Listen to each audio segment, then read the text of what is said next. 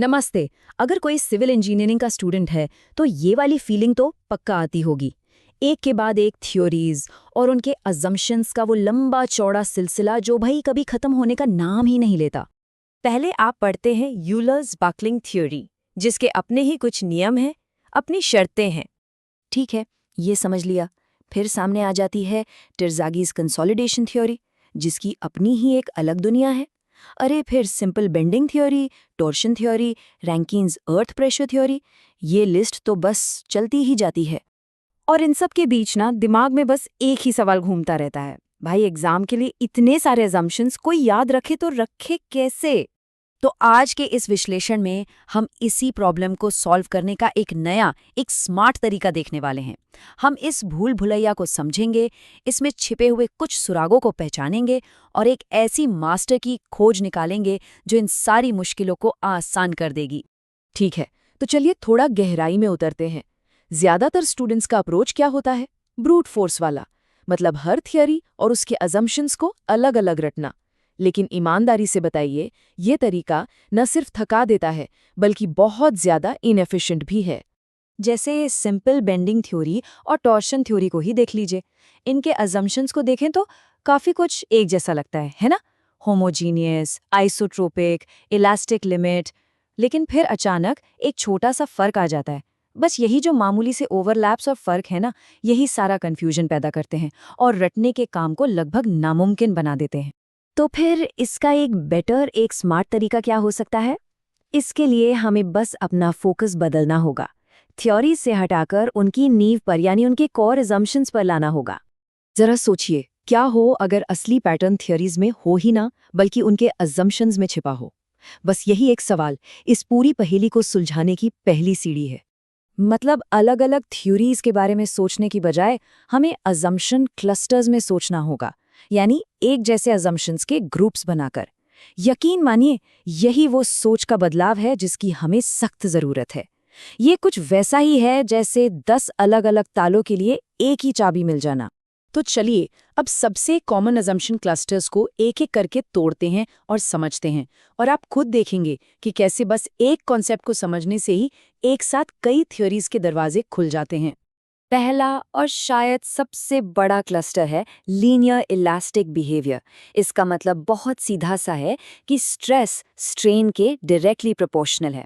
मतलब आप जितना लोड लगाओगे उतना डिफॉर्मेशन होगा, और जैसे ही लोड हटाओगे मटेरियल अपनी ओरिजिनल शेप में पूरी तरह से वापस आ जाएगा। कोई परमानेंट डैमेज नहीं होगा। और अब देखिए कमाल, सिर्फ इस एक कॉन्सेप्ट को समझने से कितनी सारी थ्योरीज के दरवाजे एक साथ खुल गए।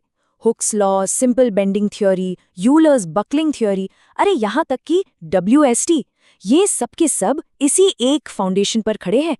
सोचिए कितना सारा रटने का काम बच गया, है ना? हमारा दूसरा बड़ा क्लस्टर है प्लेन सेक्शंस रिमेन प्लेन। ये सुनने में थोड़ा टेक्निकल लग सकता है, पर इसका मतलब है कि जब कोई बीम झुकती है या कोई शाफ्ट मुड़ता है तो उसका जो सीधा फ्लैट क्रॉस सेक्शन है वो डिफॉर्मेशन के बाद भी फ्लैट ही रहता है। वो टेढ़ा मेढ़ा नहीं होता, उसमें कोई वॉर्पिंग नहीं आती।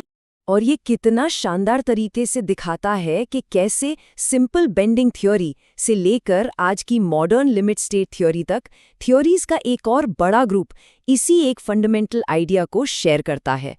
अगला क्लस्टर है homogeneous and isotropic material.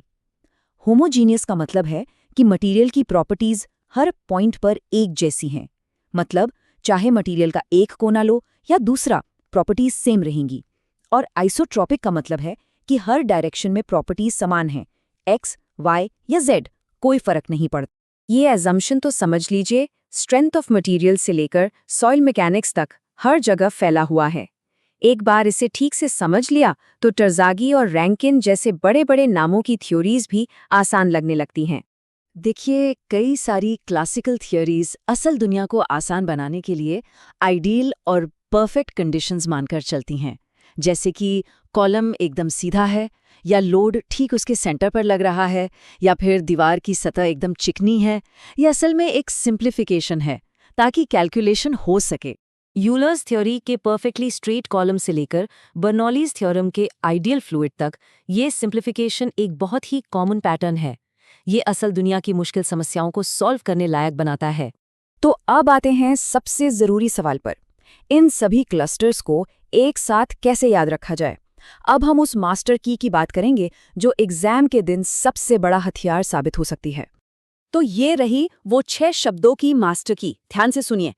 Elastic, small, plane, ideal, steady और होमोजेनियस।